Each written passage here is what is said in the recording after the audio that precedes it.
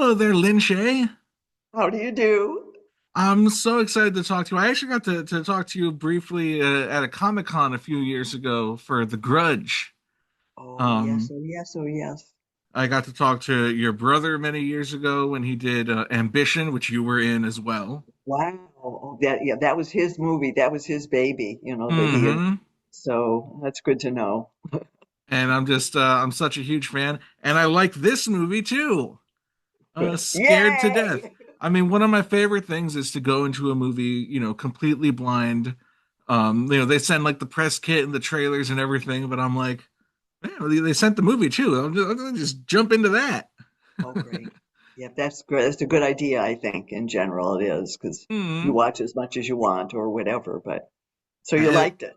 Yeah, like I was like, is this gonna be scary and then it's like, oh, this is pretty funny, and then it still gets you with the jump scares here and there too. Like it gives you what you want if you're looking for a scary movie, but it's got a really fun script and delightful performances. I mean, it's all in that one house pretty much. Right. Um, and you, I have to say, forgive me if this is inappropriate, but you are so hot. Oh my God. With the black and the boots and the Yeah, the, the she thought she hair. was. Yeah. She actually thought she was hot until we find out, well, maybe she's not so hot. But thank you. Well, I appreciate it. Thank you. And well, first off, you're the star, but you're also the producer. Tell me a little bit about, is it a case where the script comes across your desk and you go, oh, I'm going to pursue this, or how did you get involved with it? I mean, Eric Barrett, who is one of the producers, and I've known him for quite a while. And we did during COVID, we did a thing. Oh my gosh, my mind is just blanking. Um, it was a sort of reality phone call from a dying father who had COVID, and it was sort of a live action show on. It was on camera, and I met Eric then, and we just kind of hit it off. I mean, I think he's really talented, a really sweet guy, also very thorough, very a good listener, has good ideas, doesn't shut you down. Like sometimes, if you're a producer, you got to do that some of the time, because you got to maintain your own vision. But I really enjoy working with him very much, and I can honestly say I think we're friends, though we don't like see each other much out of doing the films we're doing. But I find him extremely a great listener and very collaborative. And I thought this would be a really interesting project to do. And I think I'm right. I mean, it was also a character I don't get to play very often. I'm usually more character than even this woman. She's supposed to think she's hot. Whether she is or not, that's you. I leave that to you guys.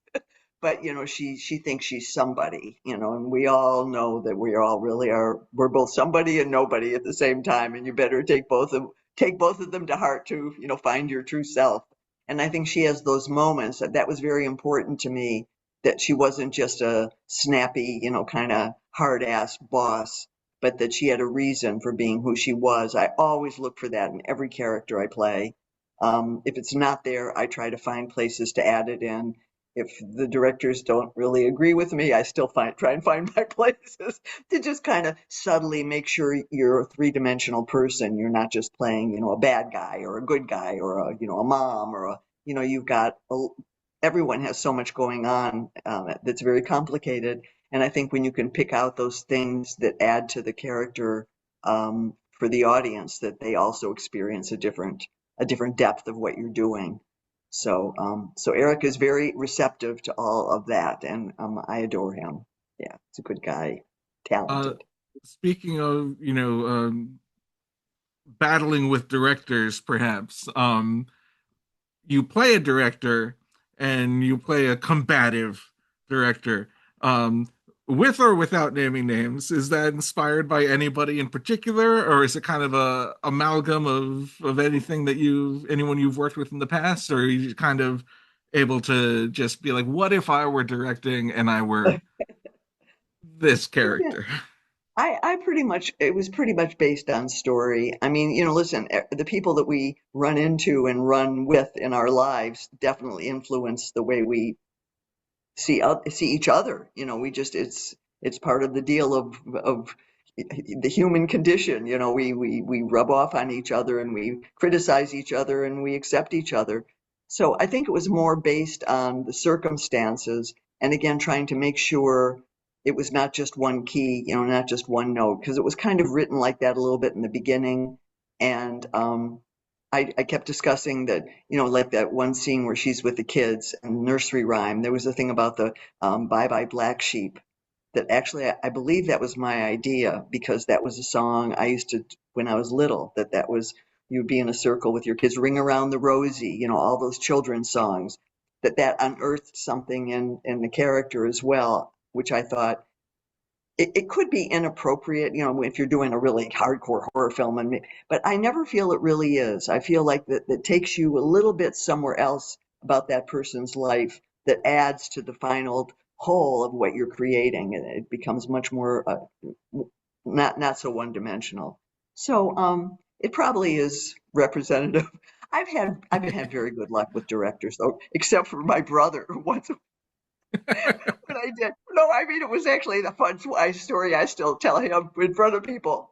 Um, there was a little part in when he was doing Book of Love, which he also directed, and I was playing the mom, and I remember there was a door, and for some reason I kept forgetting to close the door, and I just remember in the middle of a take he goes, "Linda, close the door." And Uh, Lynn is my professional name. Linda's a sister name, is what the little sister name. So that was my one moment of Linda, close the door. So I did. yeah, I get that. I'm Zach, but if my mom calls me Zachary, I know I'm in You trouble. know you're in trouble. Really, really.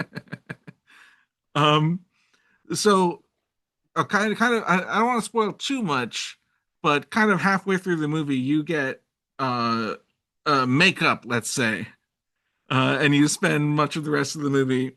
Is that is I and I It's a testament to the to how great it looks. I couldn't tell if that was makeup or CG or a stand-in. Was that you under all that? I couldn't tell. I think it's a little bit of all of it, to be honest. Okay. Um, it's without, again, giving away too much. There's kind of a possession that takes place from this woman who thinks she's impenetrable, and she's not, obviously, at all.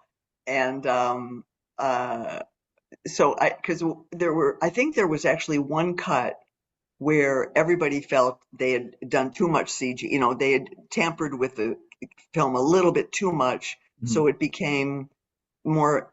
It's a little bit comical anyway. There's some kind of moment of kind of horror comedy in there, and it tipped it a little bit too much. So I think they cut back on that. But that's kind of up to the directors and the producers. How much they want to tamper with that, and um, what's the overall impact you want that character to have. If you want them to be laughing, then you know where to go kind of with that. If you want it to be horror, you know where to go. You need to find your rhythm basically for the character to be able to get the result that you want, or that you manipulate the audience by what you're doing. Um so there we were. It's really a flawless effect. Oh, Um, great. That's I good just to know. I just want to circle back to just how much I like Max as a character. Maybe it's just like maybe I'm giving away like my my type, but I like that like impenetrable, really like tough exterior, and you get those brief moments that are like diamonds where you can see little bits of humanity. Like I was watching and I was thinking, wow, she reminds me so much of my dear best friend, who is very much like that, who Wow. yells at me all the time, but like we're just so close that it's like Really. if it wasn't you, you wouldn't be able to get away with it. Right, right, And right. and I think Max thinks that she's that to everybody. Yeah, I think you're right. And then the cracks start showing, when she gets worn down too in her own way. It was a really fun character to play, and I like that I got to look a little bit sexy, because I usually don't have, that's not usually the way people think of Elise. Well, I mean, speaking of at least if you don't mind me steering the conversation that way, um, in hindsight, they shouldn't have killed you off in the first one, right? That was a conversation literally I had with James Wan because we were shooting the first one here in LA. I don't mean to cut you off, but No, I no, just no. That's yeah. um, and we had it was very low budget. It was under $1 million. I mean, it was a very low budget movie, and we were discussing it, and he said maybe we shouldn't kill you off, because what if there's a sequel? And I said it's a ghost story. Don't worry about it. And sure enough, that is kind of what happened. I mean, there was that moment when where I get choked to death basically by Patrick, Hmm.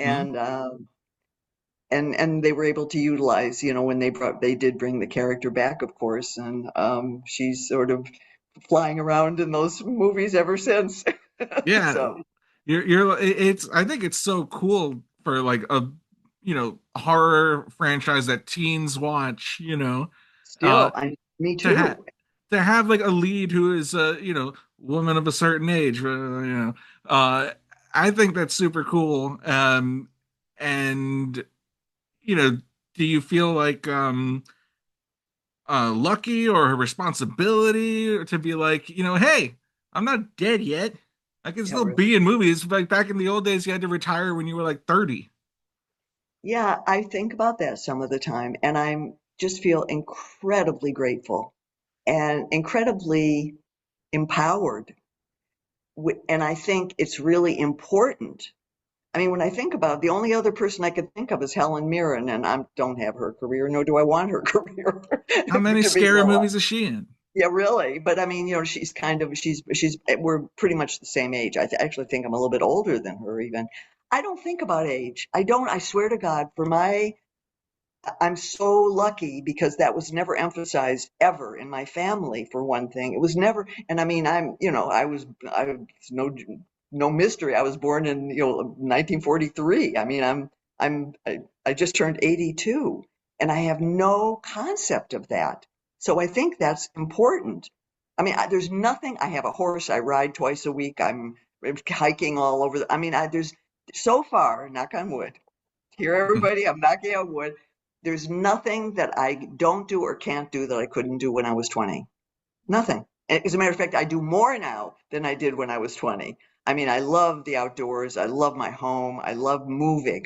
I love moving. I love this could sound, I love my body. I mean, not meaning anything sexual, although that's not bad either, but but I love what it does for us. I mean, look what we have. All of us have it. We were gifted with this incredible instrument like music. I mean, it's really a remarkable instrument. That's the only word I can come up with. And I think to abuse it and to deny it and to be rude to it is really dumb. I mean, I think embrace what you've got. And listen, some people have disabilities. That still doesn't mean they don't have so much. We all have our limitations in different ways. And I'm so forever personally grateful because I love moving. I mean, I love dancing. I love my horse. Riding is just heavenly because you have this rhythm that you create with this other animal that's unreal. It's just so much fun and makes you feel so much a part of the world and much bigger than yourself. And find those things that physically you can do that you love. Doesn't have to be fancy. It doesn't have to be riding horse. It can be using your typewriter, your computer, your fingers. Look what you can do. And I think, it's so important to embrace what we have, um, and not worry about what we don't have. That's a big problem. So everybody go. Tremendously well said. I mean, you haven't slowed down and you're not going to let anyone slow you down. No, not, and if you don't feel good one day, so you go a little slower, or you sleep. Sure.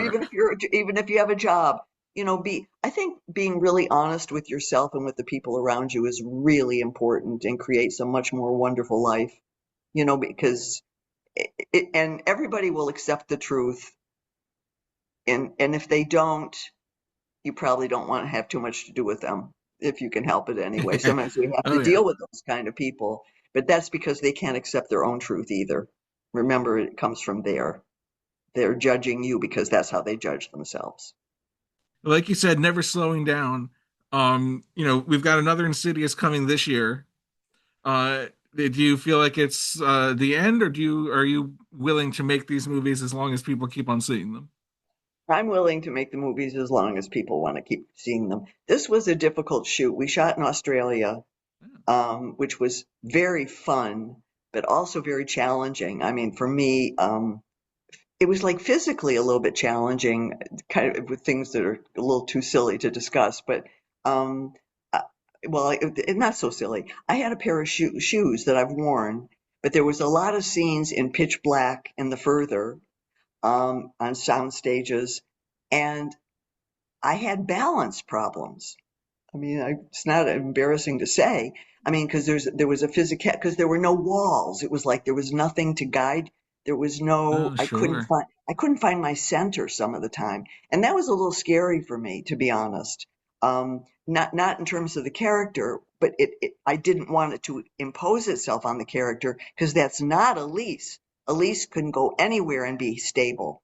Well, Linda, not so much. Come on, Linda, close the door. It's like, Um, and so, is it the blue screens, like just the constant blue, like you can't see what the no, it floor is and wasn't what the blue. wall is? We were really in black. I mean, we were Oh, in pitch okay. black some of it, and um, and I'm sure there is blue screen stuff there as well. But that didn't. It was just this one section, Mm. and but I also am realistic enough to say I learn something in everything I do, and sometimes I feel I'm more successful than others. I think all said and done, this film is going to be fantastic. It's got a whole bunch of new characters who are in the further, who live in the further, that are totally delicious and fun. And I love what they gave me to do. There were some wonderful things for Elise to do, but a whole bunch of new people too, new characters. So I think everybody's going to have a good time and really discover new things about the franchise that they liked, but they are this now made even more so. So it was all in all, it was a great experience. And yes, let's keep going. Insidious 46, I'm in. Wonderful. One last, very quickly. This is like the third or fourth time you've worked with Bill Moseley. Can you, is it reuniting with a scene partner like that? Is it, getting back into a familiar rhythm, or is it completely different every project? It's great. He's great. He's totally great. He's so smart, so sweet, so prepared. And even when he's not prepared, he's just prepared. It's like, even if you can't remember what was over, oh, here we are. Okay, we just go there. He's um he's he's just a wonderful person. I mean, I've known Bill a really long time. We did movie 2001 Maniacs together, where we did that movie together, and we've done a bunch of other things. And I always can rely on him and his friendship and his support and his art. He really is very smart about material, and if something is not working, let's try this. So all in all, I would work with Bill any day, anytime. I adore him.